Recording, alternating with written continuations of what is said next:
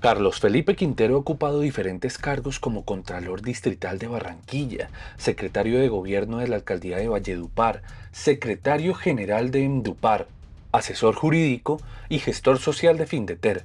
Actualmente es representante a la Cámara por el departamento del Cesar. Desde su llegada al Congreso de la República, ha destacado por tener una actividad legislativa proactiva, lo que le ha permitido destacar como uno de los congresistas con más iniciativas presentadas durante este periodo legislativo.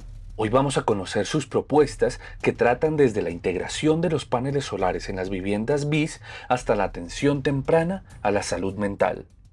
Amables televidentes, bienvenidos a Congreso y Sociedad, programa institucional de la Secretaría General del Senado de la República. Hoy nos acompaña el representante Carlos Felipe Quintero. Bienvenido, representante de Congreso y Sociedad. Muchas gracias, Sebastián, por tu invitación. A todos los televidentes un saludo muy especial. Representante, del nuevo Congreso de los nuevos representantes, usted es uno de los que más proyectos de ley ha presentado. Desglosemos en qué consisten cada uno de esos proyectos y qué buscan para la ciudadanía colombiana. Bueno, nosotros llevamos ya 8 proyectos radicados ante la Secretaría General de la Cámara de Representantes. 3 de estos proyectos consisten en darle enfoque y fortalecer a la educación rural. Hay un proyecto que es muy interesante que tiene que ver con jóvenes rurales. Este proyecto consiste en todo el fortalecimiento de la educación vaya encaminada a esos jóvenes que no tienen oportunidades, que no hay escuelas rurales que tengan un pensum o una cátedra diferencial a otras regiones o a otros sector de la educación. Nosotros vemos mucha deserción escolar. El joven rural no tiene a veces las oportunidades porque no hay profesores, porque las instituciones educativas son son muy precarias y además hemos visto esto en el país y con estos proyectos buscamos fortalecer a la educación rural con pensum académicos diferenciados que tengan, por ejemplo, emprendimiento, cómo cultivar, cómo tener un desarrollo agroindustrial y que vaya encaminado a esta población y a estos jóvenes que no han tenido o que no han tenido la oportunidad de tener y de recibir esta educación. ¿Y cómo sería ese enfoque diferencial? Es decir, si el pensum contempla unas materias, ¿cuáles se restarían y cuáles se sumarían? No, se sumarían,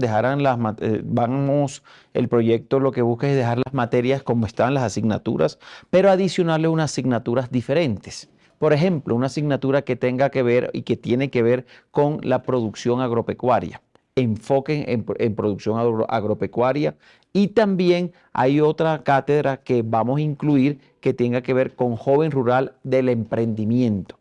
Buscar que estos jóvenes no migren a las ciudades por falta de oportunidades, sino que puedan emprender, puedan constituir negocios o empresas encaminadas al desarrollo agropecuario.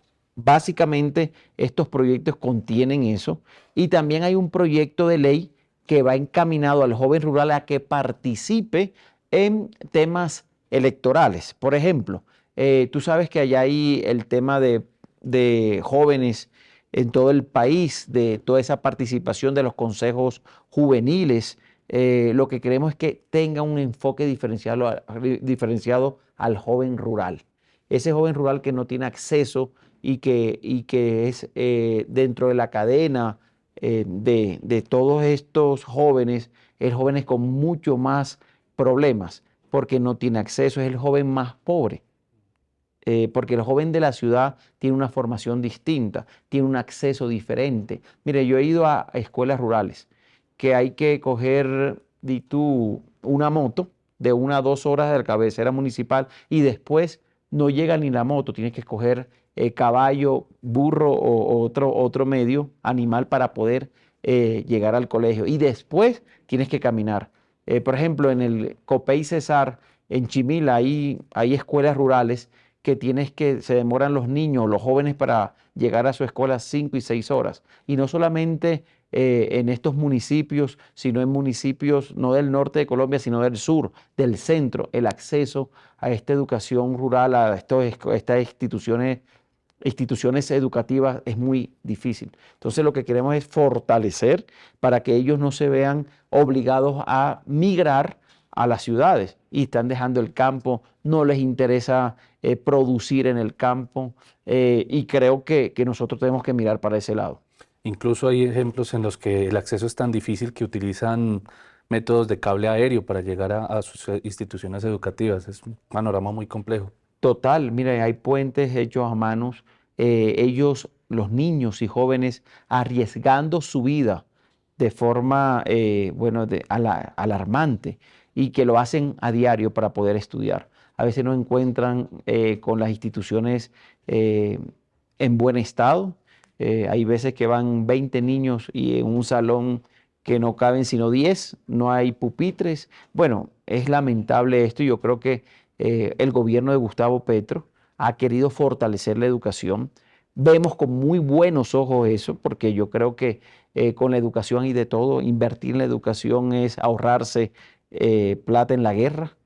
Cuando un pueblo está educado y con las instituciones y que lleguen las ofertas institucionales, el país va a progresar. Yo creo que hay que apuntarle a esto. Por eso estos 3 proyectos de ley que van encaminados a educación rural, a joven rural en participación y a cátedras diferenciadas en el tema de la ruralidad para estos jóvenes.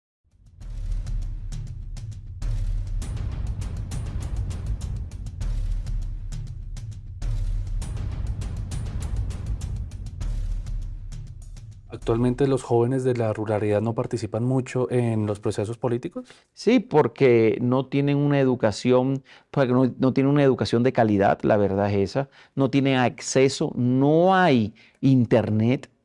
O sea, el tema de tecnologías es muy, muy, muy grave, o sea, no tienen un computador, no tienen una tablet. Entonces, Además, si lo tuviesen el acceso a internet. el acceso es inútil, Mm. porque al tener la tabla y no tener el acceso es inútil. Pero mientras que los niños de la ciudad pueden tener acceso a internet, tienen más acceso a la información de las redes, este joven rural, la verdad que es muy desequilibrada la competencia con el joven y el niño de la ciudad. Por eso hay que mirar a este sector de la población, porque es el sector de la población que gracias a ellos tenemos comida en nuestras mesas. Yo me acuerdo en temas de pandemia que todo el sector rural, y pasó la pandemia y ya nos hemos olvidado del sector rural que es fundamental para el desarrollo, para la vida, para todo. Entonces yo creo que con estos proyectos de ley que ya tienen conceptos que están en los diferentes ministerios para el análisis respectivo, esperemos que salgan adelante y se conviertan en ley de la República. Estos son estos 3 proyectos de ley, pero nos faltan 5 por hablar. ¿Cuáles son esos 5? Bueno, hay otro que es un proyecto de ley muy importante que tiene que ver con la transición energética. Toda vivienda de interés social e interés prioritario que entregue el gobierno debe venir con paneles solares. ¿Con eso qué hacemos? Primero, protegemos el medio ambiente. Le apostamos a la transición energética y, por otro lado, cuidamos los bolsillos de los usuarios. En la costa caribe colombiana tenemos un problema grandísimo con las tarifas de energías. Ya ustedes lo conocen. El problema que tuvimos con Electricaribe y ahora con Afinia. La gente, hasta el 50%. no, la gente está desesperada. Hay una tarifa diferenciada para la costa atlántica y hoy la CREC y estas empresas no han solucionado este problema que nos agobian a toda la costa caribe colombiana. Las tarifas son impagables. Además, la gente prefiere, para poder tener energía, dejar de comer o pagar la luz. Tiene que decidir o dejar de pagarle los útiles escolares a sus hijos o pagar la luz. Es increíble. Estrato 1 y 2 pagan casi 200.000 pesos, 250.000 pesos de luz. Lo que paga a veces un estrato 4 o 5 en Bogotá. Entonces, este proyecto de ley va encaminado que toda vivienda de interés social vengan con sus paneles solares. Y por supuesto, esto tiene un incremento, pero va a ser subsidiado y va a ser con pagos muchos cómodos por parte del usuario para que ellos tengan la facilidad, pero se van a ahorrar, de acuerdo al cálculo financiero que hicimos, se van a ahorrar casi el 45% mensual de la factura. Esto es muy alentador y la ministra, estuve en conversaciones con la ministra de Vivienda con este proyecto, lo ve con muy buenos ojos porque este gobierno también le apunta a la transición energética.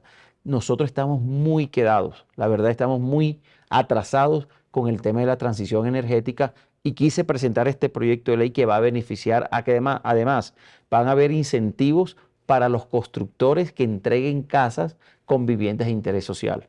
Vamos a hacer unas proposiciones también claras a estos diferentes proyectos que se van a presentar, porque tengo entendido que hay otro proyecto que va caminando, pero vamos a hacer que este proyecto sea realidad y que los hogares tengan sus viviendas con paneles solares. Sería de verdad una revolución porque Colombia está muy atrasado y me han dicho experiencias empresarios que lo mejor es tener un panel solar. Representante, y esto operaría pues para las nuevas construcciones, pero para las viviendas que ya están establecidas y que son de interés social, ¿se puede pensar en implementar este tipo de paneles? Por supuesto, nosotros vamos a presentar una proposición modificativa del articulado que busca adicionar un parágrafo que las personas que quieran ingresar o que quieran acceder a este programa de paneles solares tengan un beneficio o que tengan una ayuda por parte del gobierno para financiación de esos paneles. Mira, los paneles no son tan costosos.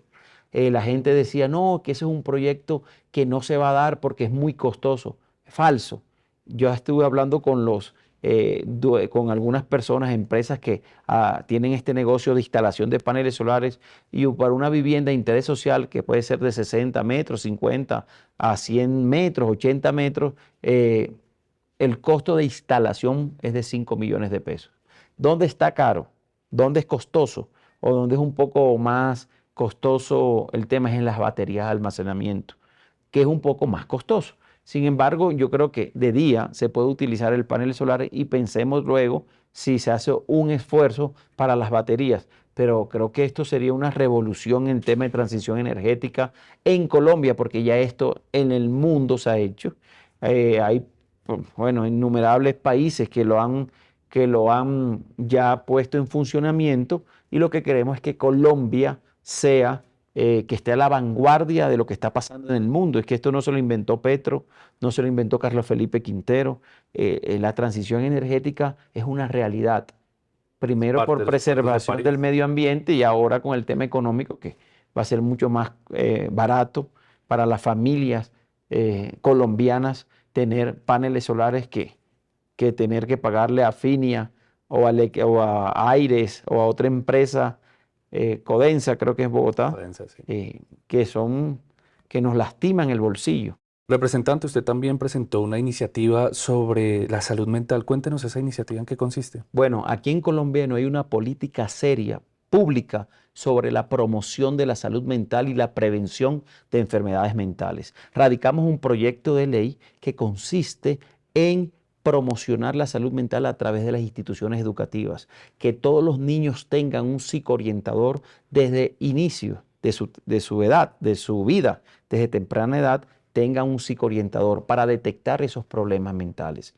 Los niños vienen presentando problemas y nadie se da cuenta y terminan desencadenados en suicidios o en temas lamentables para la familia. 1.522 suicidios iban a la fecha hace 8 días en Colombia. 1.522 suicidios. Con este proyecto de ley lo que buscamos es crear una política pública seria a través de las instituciones educativas y hacer un diagnóstico temprano a estos problemas mentales. Y un niño mentalmente sano es un adulto mentalmente Por feliz. supuesto, hay muchos niños que vienen en hogares disfuncionales, vienen con hogares disfuncionales, un papá maltratador, una mamá con problemas de alcohol, con problemas de drogas. Ese niño, si no se atiende temprano, puede ser un niño, un adulto, problema para la sociedad. Entonces, ¿qué queremos? Diagnosticar para Diagnosticar que de sea temprana. tratado y evitar que se encadene en temas fatales, por ejemplo, de violencia, de suicidio, de temas criminales que no queremos que eso suceda. Bueno, muchas gracias, representante, por su presencia aquí en Congreso y Sociedad. Bueno, muchas gracias a ti, a todos los televidentes que hoy nos vieron y estaré atento siempre explicándoles todos estos proyectos de ley. ¿Cuáles son sus redes sociales? ¿Dónde puede seguirlo? Me pueden seguir en Instagram, Carlos Felipe Quintero Ovalle, @Carlos Felipe Quintero Ovalle, y es largo, pero Carlos Felipe Quintero Ovalle, ahí se ya lo buscan. Y por Twitter es Carlos Felipe Q. Y en Facebook también es @Carlos Felipe Quintero. Bueno, en Facebook. ahí estaremos muy atentos y le deseamos mucho éxito con estas iniciativas, que prosperen. Bueno, muchas gracias a ti y un saludo muy especial a todos. Y a ustedes, amables televidentes, los invitamos a contactarnos a través de nuestras redes sociales. Bueno, vamos a algunos mensajes institucionales y ya regresamos con Congreso y Sociedad.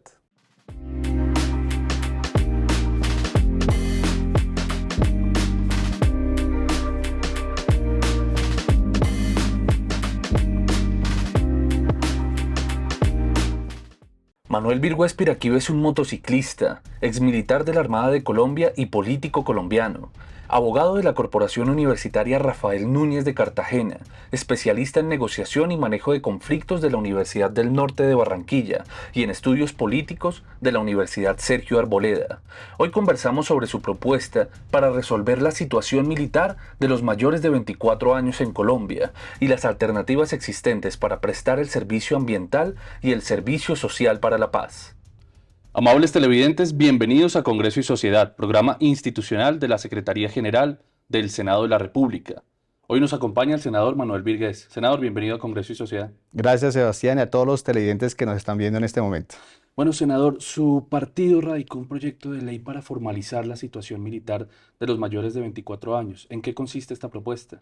Sí, en este momento hay más de 1.200.000 jóvenes mayores de 24 años que no han definido su situación militar. El problema es que si se acercan a un distrito militar y comienzan el procedimiento, primero es tortuoso, es difícil, es complejo y es muy costoso porque hay multas hasta de 5 millones de pesos. De manera que este proyecto lo que busca es, primero, darle solución inmediata a estos jóvenes mayores de 24 años, porque ya el ejército con 24 años no lo lleva a prestar el servicio de manera física, ya lo considera pasado de edad. Y segundo, generar un mecanismo rápido, fácil, expedito, en donde el ciudadano, de acuerdo a su capacidad de pago, previo a una declaración juramentada ante una notaría muy sencillo, se acerque a un distrito militar o, como lo pedimos en el proyecto de ley, mediante una plataforma pueda ingresar sus datos, su cédula de ciudadanía, demostrar que tiene más de 24 años y pagar lo que corresponda. Está oscilando el precio entre 115.000 pesos y máximo 2 millones de pesos para que defina de una vez por todas su situación militar. Ayer se estudió el proyecto de ley, el artículo puntualmente que buscaba que se reemplazara el servicio militar obligatorio por un servicio social para la paz. ¿Qué opina de ese proyecto de ley puntualmente y de ese artículo? Bueno, llamar al pacto histórico que en Cámara haga lo propio y vaya a votar por esa propuesta que es muy importante. Nosotros como Partido Mira apoyamos el desmonte del servicio militar obligatorio y buscamos que sea bien remunerado. No pretendemos que se acabe el servicio militar, sino que sea bien remunerado. Ya la ley 1861 trae un artículo, el 16, que establece la reglamentación de un servicio ambiental, cosa que los gobiernos de turno no lo han hecho. Con esta propuesta lo que se busca es crear una alternativa, una modalidad diferente en servicio social.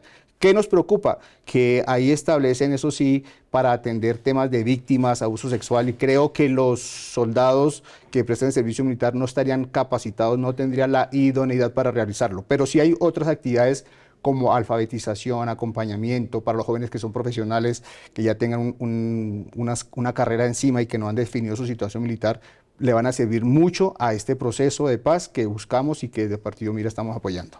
Si ya existe esta alternativa ambiental y está el servicio militar obligatorio, quiere decir que de aprobarse, de que en Cámara pues estudien la posibilidad del servicio especial para la paz, servicio social para la paz, ¿las tres estarían operando al mismo tiempo? ¿Sería el mismo joven el que definiría por cuál querría irse? Exacto, y eso es lo que entendimos de los autores del proyecto, la propuesta, y eso sí, lo que pedimos también es que ojalá se pueda aumentar la bonificación, Sebastián. En este momento la bonificación para quienes prestan el servicio militar es del 30%, estamos hablando de 300.000 pesos. En la ley fuimos autores de la 1861 que llegara hasta el 50%, pero ojalá para estimular, para generar empleo, para acabar con ese círculo vicioso de estar entrenando jóvenes para que manejen armas, obedezcan y terminen su servicio militar, no tengan oportunidades laborales y sí los grupos al margen de la ley los llamen rápidamente ofreciéndoles 2 millones o 3 millones de pesos, entonces que sea el Estado, con recursos del Estado, para que se aumente ese servicio militar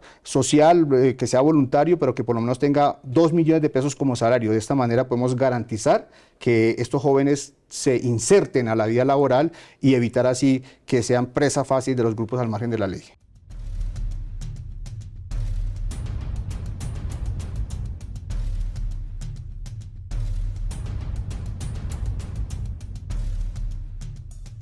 Senador, en muchas partes del país, pese a que está prohibido, todavía se siguen manifestando quejas acerca de las batidas ilegales. ¿Cómo acabar con este fenómeno de una vez? Ya eso está prohibido. El artículo 4 de la 1861 y las sentencias de la Corte Constitucional lo prohíben. Ningún distrito militar, ningún batallón puede hacer estas, digamos, batidas que llaman normalmente, porque se está violando el derecho fundamental, de manera que cualquier ciudadano que se vea inmerso en esta violación de derechos humanos acuda a las defensorías del pueblo, al Congreso o a las entidades de control para que denuncien esta irregularidad.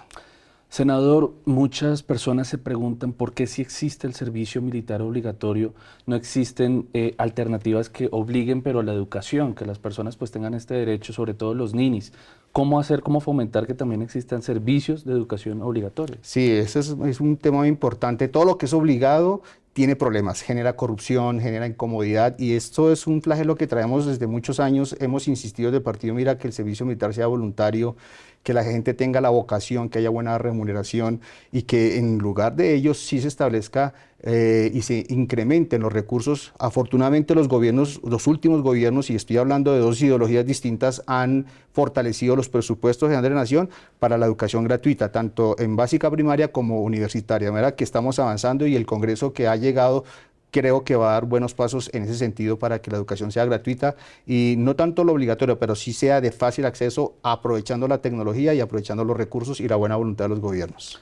Senador, ayer cuando se cayó el Servicio Social para la Paz, más que por un tema de ideas, porque la gente estaba muy sincronizada, los senadores estaban muy sincronizados, fue por un tema de forma.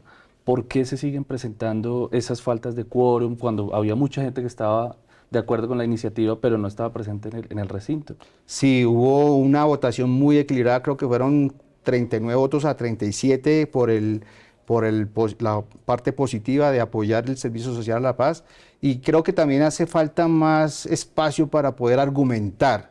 Realmente nosotros 2 minutos no podemos argumentar por qué estamos de acuerdo con una sustitución o un reemplazo de un servicio social, que en este caso, y hoy para la plenaria del Senado, seguramente cuando veamos este programa sabremos si el proyecto de ley que está buscando reformar, eso sí, la Constitución para reemplazar el servicio militar obligatorio avance.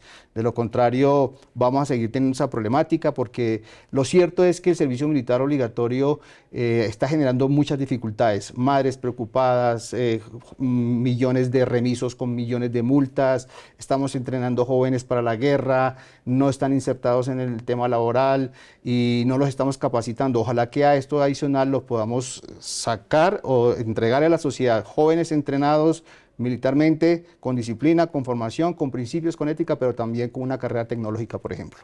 Senador, al principio del nuevo gobierno se habló de eliminar definitivamente el servicio militar obligatorio.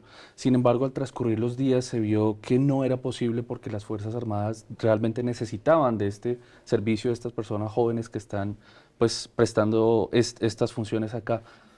¿Por qué? O sea, ¿por qué si se pensó y desde la propuesta de campaña era una iniciativa viable, ahora ya no es tan viable?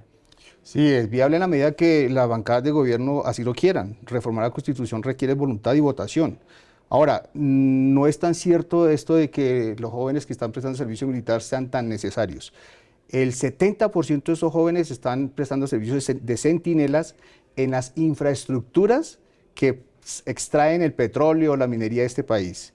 Otro porcentaje está destinado a ser centinelas en los batallones y un gran porcentaje, oiga bien, un gran porcentaje a servicio casi, yo lo llamo un servicio doméstico, mensajería, de conductores, ¿sí? Entonces, lo primero que debemos hacer es sincerarnos con el país, decir que estos muchachos, que entre otras cosas son estratos 1 2, porque unos que prestan el servicio militar, están en esas labores casi que domésticas.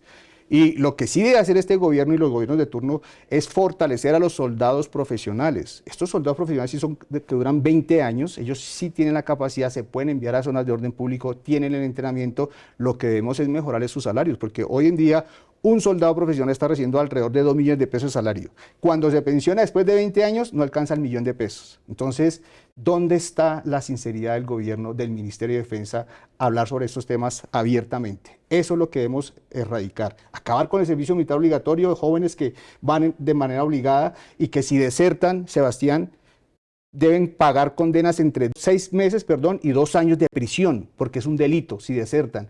Yo trabajé en la justicia penal militar y el 70% de los procesos que maneja la justicia penal militar son delitos de deserción de jóvenes que van obligados allí. Por eso hay que acabar eso, porque esto está generando un problema grande y fortalecer los soldados profesionales del país. Bueno, senador, muchas gracias por su presencia aquí en Congreso y Sociedad. Gracias, Sebastián, y a todos los televidentes una buena tarde. Y a ustedes, amables televidentes, los invitamos a contactarnos a través de nuestras redes sociales. Los esperamos aquí en Congreso y Sociedad en una próxima oportunidad.